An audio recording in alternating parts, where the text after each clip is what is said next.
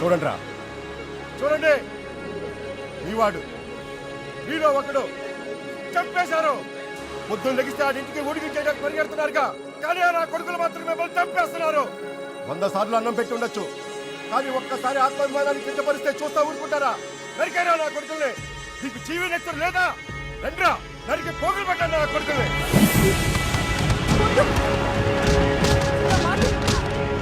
నరకండ్రా. నేను మళ్ళీ రాజకీయాల గురించి ఆలోచించాలంటే ఒక్కొక్కరికి 6-7 తరాలు పట్టాలి. నరకండి, తప్పండి, మొదలకండి.